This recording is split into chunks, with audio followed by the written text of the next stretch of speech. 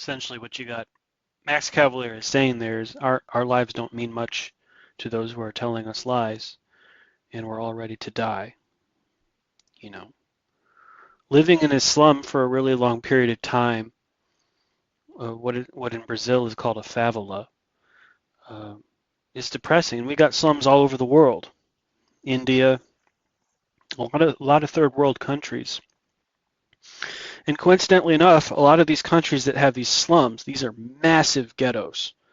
It's not just the bad side of town. It's not just the other side of the tracks. That's the bad part of town. We're talking, if you think that you got a bad part of town, like southeast side of Chicago or something like that, take that and multiply it by 100. It's a hellscape. Hellscape. There was a movie called Jacob's Ladder, and I would never recommend watching it without VidAngel, but it's kind of like this hellscape sort of scenario. And guess what? Guess what they chose to use as the hellscape, as the purgatorial scenario? New York City.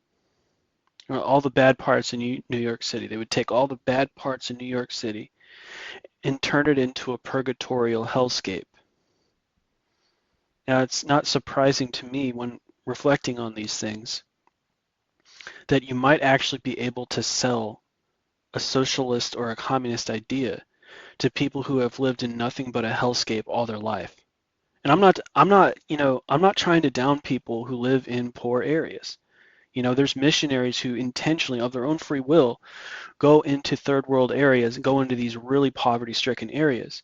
And people who have the gospel and know God end up having sweet fellowship because they come to see the stark difference between their horrible living conditions and the joy that comes from human interaction and human connection through Jesus Christ. So, one of the advantages of living in a poor area is that you're rich in faith. You start to deprioritize the physical world and start to exalt the spiritual world. But the reality is, it's also a sort of a blindness. And that the people become desensitized to the reality that they really are living in hellish conditions. And Max Cavalera's song here, Favela Dystopia, is a tale that is basically saying Brazil is not a communist country. It's actually a constitutional republic, just like America. But there was this side of town, there was these sides of town in some of these cities in Brazil where socialist experiments were done, just like with what Mondani is doing on New York, okay? And it turned these places even worse and worse over time, and they became worse and worse over time because the money was funneled towards all sorts of things, but it was not funneled towards adequately enough towards public works, towards home repair, and so everything falls into disrepair. And if you got a guy like Mamdani, who's a brand new American citizen, he has not grown up here, he's not natural born, he's come from third world areas. He's going to bring third world ideology into New York City, and he's going to change it he's going to change the good parts of New York City to look just like the bad parts. And the reason is not on purpose, but it will happen by accident. He plans on doing a 50% tax on the people of New York. That's insane. That's insane. That's socialist level taxation. And what's going to happen is the people are going to become impoverished even more than they already are. And their houses are going to fall into disrepair. And the government will not have construction workers or anything like that come in, make repairs. And so this is the natural outgrowth of living in a socialist city or in a communist country. The houses fall into disrepair. This is one of the things that they tried to illustrate in the 1984 movie. is that like literally every building is just about as bad as it gets, cracked windows and just ugly as can be. And the place I live isn't necessarily the suburban Beverly Hills either, but people, here's the thing: you don't want to lose sight of the fact that there is something better, and if we work towards a better American dream, we can get it. But in a government where there's heavy taxation, you can't work towards an American dream. That's the problem. You can't work towards that field of dreams type house because everybody is being taxed so heavily you can never get ahead. You actually end up going backwards instead of forwards. You can't save, you can't progress. There is no financial growth in a socialist country. You can't have personal financial growth in a socialist country. Everybody is forced into this land of Goshen type scenario where you have the slaves of the people of Israel living in the poor side of town while Pharaoh heavily taxes them, right? So the taxes create a dystopian environment where houses fall into disrepair. You don't have construction guys coming to make repairs on either the houses or the neighborhoods. There's, as you can see in this video clip I put together, there's cables just everywhere and nobody cares. And so women start losing their self-respect. They start dressing like hoes, for lack of a better word, walk around with bikinis all over the city. They have no self-respect. They act like prostitutes, oftentimes sluts, for lack of a better word. There's just a state of depression all the time. And you can imagine, those were daytime clips. You imagine what it's like at nighttime in those places. Ghetto. Now, if you grow up in a ghetto, you don't have like a side-by-side comparison of what good living conditions look like versus bad living conditions, because bad living conditions is all you've known all your life. And so if you got a guy like Mamdani who comes from a place with bad living conditions, I don't know where he comes from. I think he comes from some place in Africa. He already comes from a third world country, so his mentality is third world. Okay, so he's going to come into here, into New York City with his ideas, and what he's going to do is he's going to do heavy taxation. He's going to say, you can get free buses. These are the ideas they have down there in Africa. You can get a free bus ride, blah, blah, blah. Yeah, and as you do this, watch what happens. It's like Sim City. Everything's just going to fall apart. There's not going to be anybody and no public works guys coming to repair your broken light. And it's going to start with a broken light. Then it's going to start with a broken mailbox. Then it's going to start with graffiti all over the place. Then there's going to be cables all over the place, and nobody's going to repair anything because there's no funds for that. It's going to turn into a hellscape. The bad side of town, look, the Bronx, Harlem, we're talking about all the good parts of New York City becoming like that. Why? Because there are no government funds set aside for construction repair. It becomes a hellscape.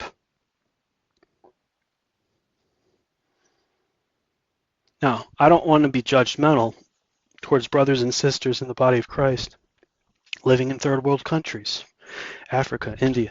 I've been to India. I've been to the Bombay slums of India. It's terrible. It is terrible. And it's not our primary responsibility to preach economic achievement as missionaries or as evangelists. But there comes a point where you got to look at yourself and say, come on. Have you ever thought that instead of just existing?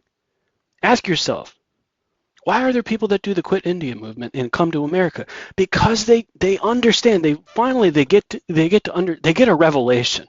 People like this need revelation.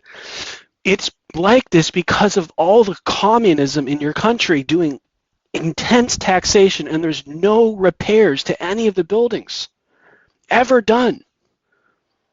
Because all the money is taken by the government, and guess who lives in prosperity? Guess who lives in Posh Hotel? The Raja, the king, the upper caste. Yeah, the Sultan of the Arabian country, whatever it is. That it is, and they come in with lies. They say you're going to make everything better, and what they do is, over time, they steal everybody's money and create a third world country because they don't care about you, because they're liars and they have no fear of God. They have no fear of the God of the Bible, so they don't care about you. And they're fools. All they are is gangsters and thieves, and they just steal your money. The fool says in his heart, there is no God. They are corrupt. They do abominable deeds. Psalm 14:1. That's what these guys are like. That's what communists are like. Do you realize that state atheism is also going to become as a result of socialism and communism? That's the ultimate one of the ultimate outcomes. And then persecution of Christians who also believe in personal entrepreneurship. Persecution of Christians. Everything that is wisdom and holy gets destroyed. It is a government of folly, of foolishness, of demonism, of hopelessness, of despair, of suicidal thoughts, of women losing their self-respect, of prostitution. It's horrible. You got a hellscape. You got a hellscape that nobody cares about finding the funds for, because there are no funds to make construction projects and repairs to the roads, because those funds are being used on free bus rides instead and other things. So you end up with a hellscape scenario. It's horrific. It's horrific. James 5. Come now, you rich. Weep and howl for the miseries that are coming upon you.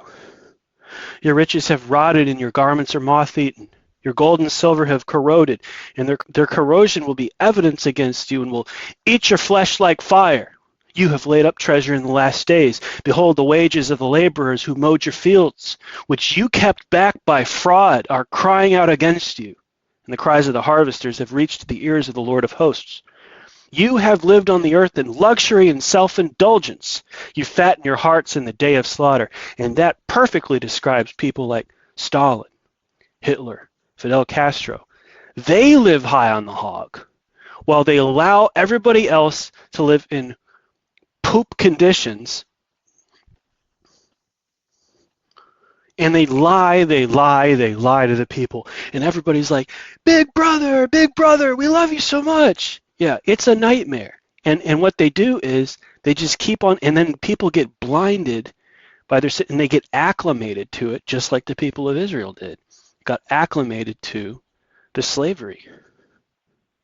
Exodus 8:15, and when Pharaoh saw that there was a respite, he hardened his heart and would not listen to them, as the Lord had said. He did it again in Exodus 8:32. When Pharaoh hardened his heart this time also, he did not let the people go. He don't want to tell the people the truth. If you leave the country, you get into independent entrepreneurship, you can be free. And that's what Moses was for. That's what Moses was for. So what did Ronald Reagan have to say about the invasion of socialist concepts in his times? Well, basically what he had to say was this. It was around 1964 that Reagan decided to become a Republican. He was a Democrat up until that point. And he realized at that time in America that the income tax had gotten up to like 37%. It's ridiculous. And he also realized that the U.S. government spends more money than it actually earns. In other words, at least in the 60s, it was this way, that the fiscal policies were so ridiculous. It's no wonder that they don't teach personal finance in public schools, because the federal government doesn't even know how to take care of their own personal finance. They spend more than they earn from taxing the people. Socialism and communism is basically a concept where it's just as simple as this. The federal government, or whatever the country is, the federal government does really, really high percentage of income tax. When you go to H&R Block, it's not like 10 or 20%. It's more up in the 50 and 60% taxation. It's heavy. But in order to make this up for you, they give you all these social programs. And they give you low rent. But guess what ends up happening as a result of that? Everybody's living in abject poverty and they can't move anywhere. They don't have enough savings to even move out of the country. It's terrible. It is enslavement.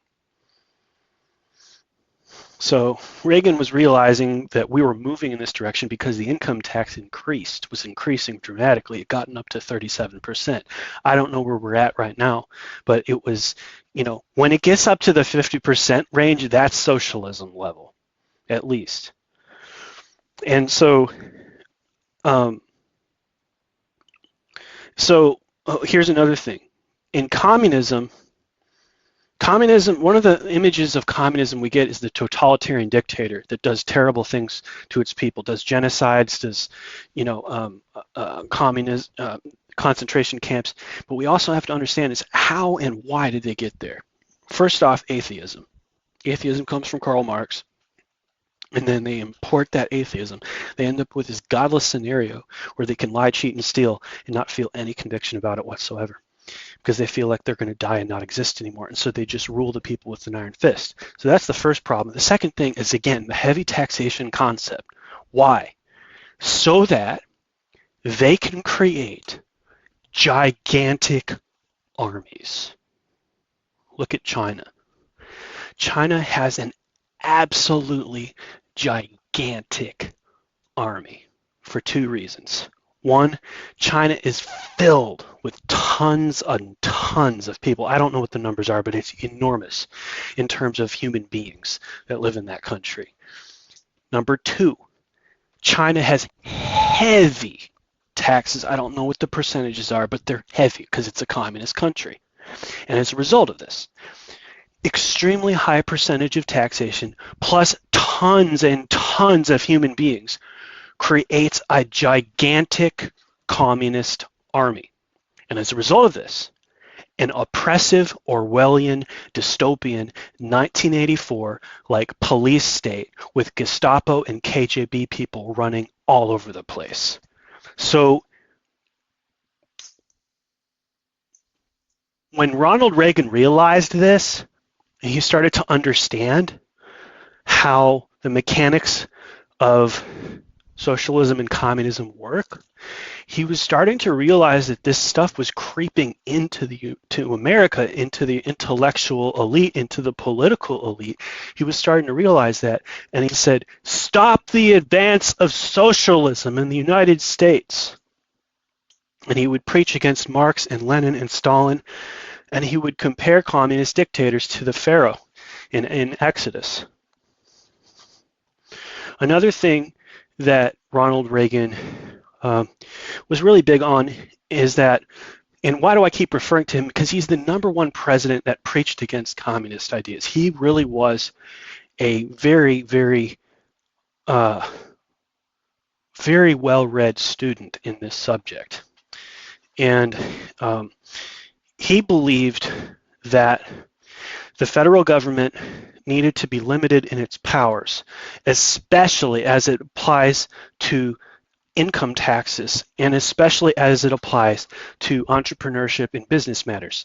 You need to allow these people to just engage in what's called fair play. Some people like to use the expression business competition. I don't like that expression. I like what he said, fair play.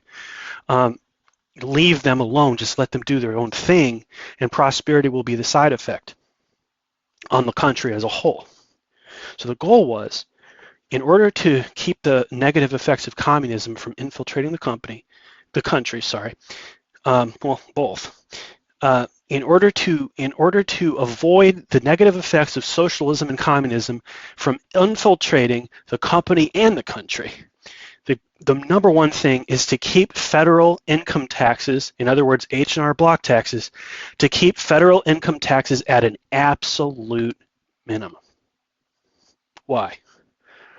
So they won't have enough money to build a massive Orwellian 1984 police state. That's why. The ultimate fear, the ultimate horror of a communist country is the police state. And you can't fund a police state when you have a minimum amount of taxes. This is why Republicans rail against taxes so much. It's not just because they want to be rich. It's also because they don't want a police state and they don't want Christians to be persecuted. If there's too many police, if there's too many soldiers, right? You have people too many of them. Too much testosterone. You got a boot on your neck. We need soldiers and we need police, but we do not need too many of them. That's very important. So by keeping federal income taxes at an absolute minimum, we also keep our army and our police at an absolute minimum. Because when you get too many of them, corruption's going to come in. And what's that phrase? Lord Byron, I think? Absolute power corrupts, and absolute power corrupts absolutely, something like that, right? So when you have a bunch of really high percentage of income taxes, you are basically saying, I want a gigantic army to oppress my country. That's essentially what that translates into. So keeping federal income taxes at an absolute minimum also encourages personal independence through entrepreneurship, right? You don't have to work a job. You can seek customers. You can try to do projects. You can try to, get 1099 projects and save money and actually build for the future for yourself because you're not being heavily taxed. It's a simple concept. There's two advantages of living in a country where they have a reasonable income tax. One, you do not have a police state. You don't have too many police. You don't have too many military oppressing your lives. And two, you can actually try to financially grow through starting a business of your own. That's what it boils down to. We need to keep terrorists out of our country. Remember Superman 2? Where Zod, who was a tyrant, wanted to conquer Superman so that he could rule the world? And they had a fight. They had a showdown in Times Square. And Superman picked up Zod and swung him around and then threw him into the Coca-Cola sign, and it exploded. And that's what we need to do with Mom Donnie in such and so many words. Idealistically, not physically, we need to say, get out of here with your communist ideology. It does not belong in America because we do not want to live in a dystopian third world country. So go somewhere else with these ideas, but not here. We need to have prayer meetings continuing to go on about this because spiritual mindedness and biblical mindedness, especially biblical mindedness around the book of Proverbs, will help people to get the revelation and realize, yeah, socialism's a really, really, really, really bad idea.